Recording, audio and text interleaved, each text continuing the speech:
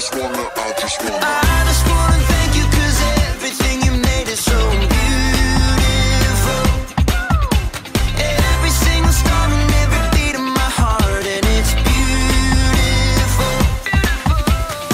You made my feet, you made my hands, you made me sing and you made me dance. 'Cause your love is all around me, and your love is so astounding.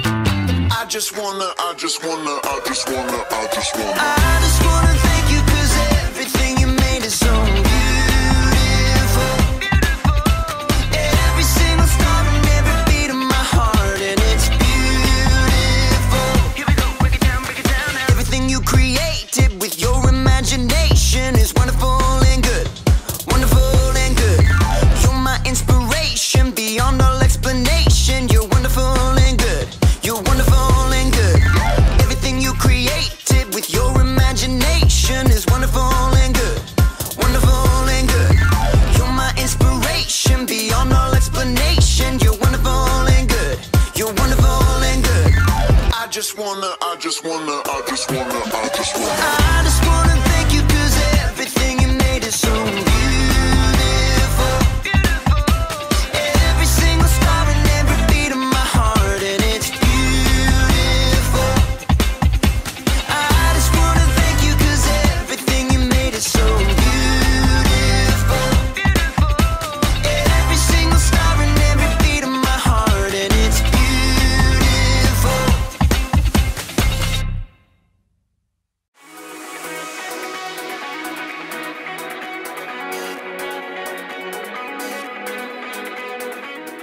Hey everybody, I'm Graham, Candy Connoisseur, and I'm here to talk about individuality. Individuality is discovering who you are meant to be so that you can make a difference. Every single one of us is an individual.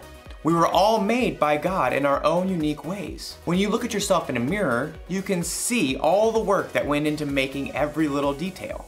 I see you! And it's not just what you look like that makes you an individual. Your whole personality sets you apart from everyone else in the world. You should really look at yourself sometime. Really look at yourself inside and out. Like when I look at myself, I think I'm pretty cool. Like a big bowl of ice cream. And there are things about myself that I like. I love that I'm good at problem solving. I have this ability to understand when something is wrong and immediately think of ideas to fix it. Oh, and I like that I'm funny. Like, have you ever heard of this one? Knock knock.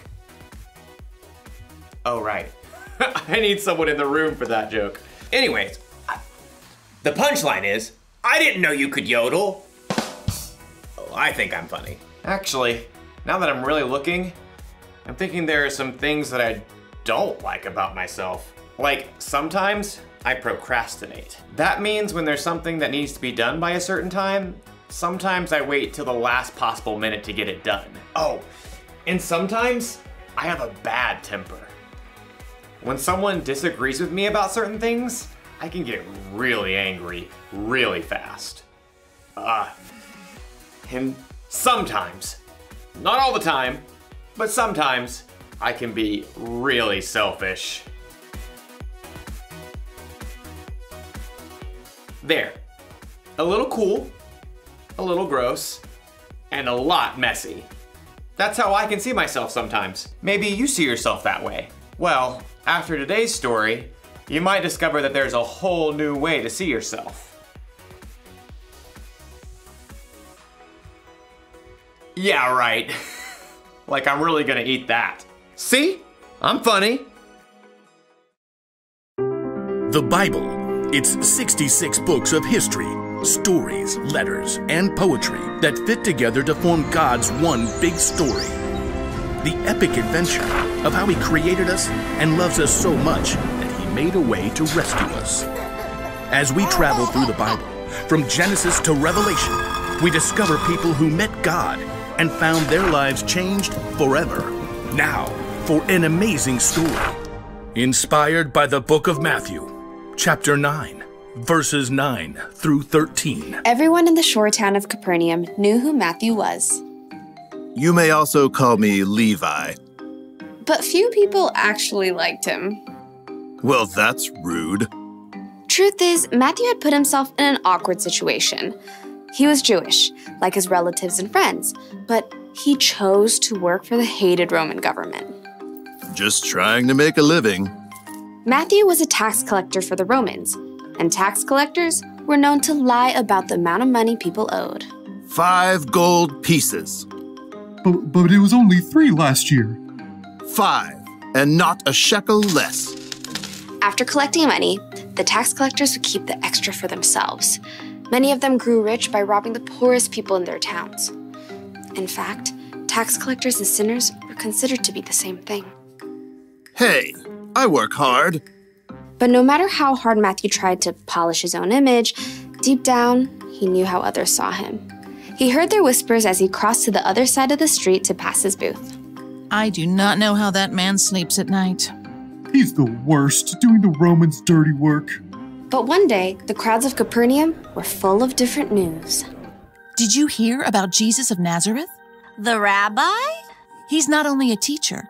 This morning, he made a lame man walk. That's just talk. My son was there. He saw it with his own eyes.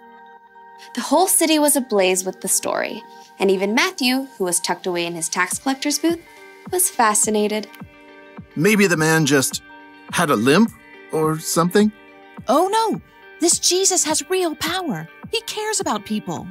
Well, maybe. Anyhow, you owe 3 gold pieces. 3? How are we supposed to eat for the rest of the season?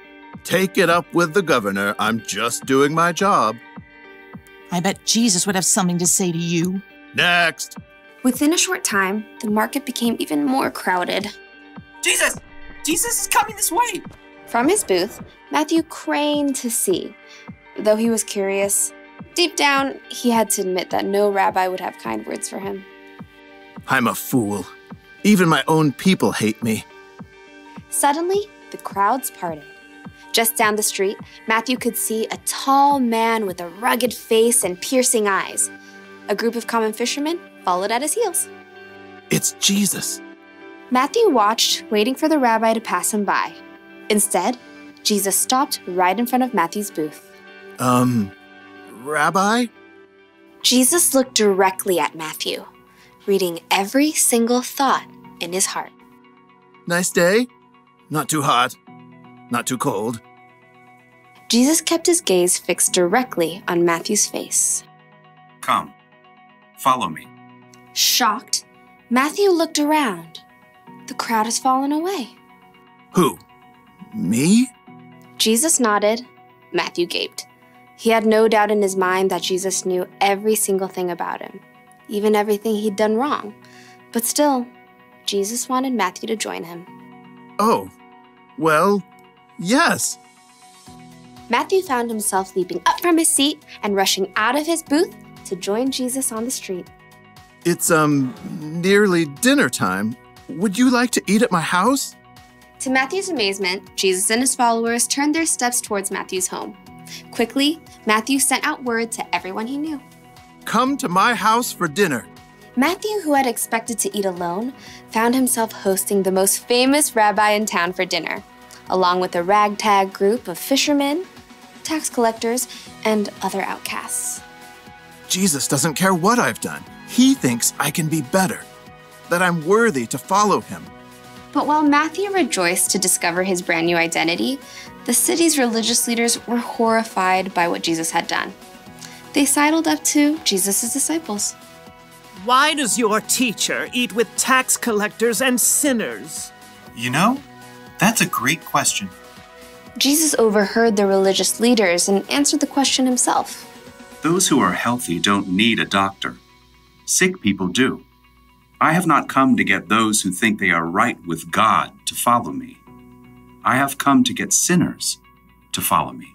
Preposterous. From then on, Matthew followed Jesus everywhere.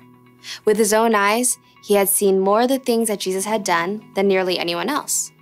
Near the end of his life, he wrote down all the stories he had witnessed and gathered so that others too could know Jesus.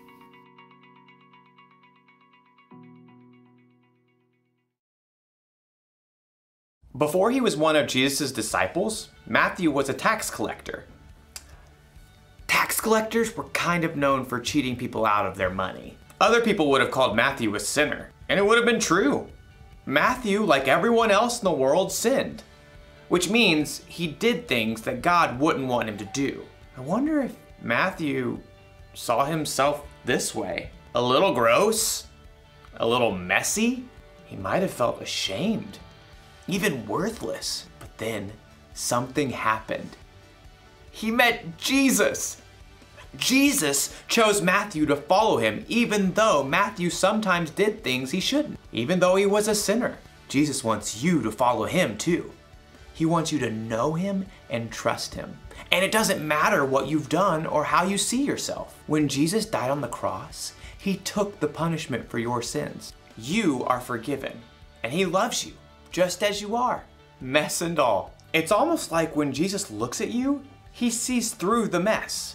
He sees past your mistakes. He sees the individual you that God created. When you believe in and follow Jesus, it can help you see yourself through his eyes. And it's so much better that way. The one thing to remember today is this. Knowing Jesus changes how you see yourself. I definitely like myself a lot better without mayonnaise. Blech. I'll see you next time.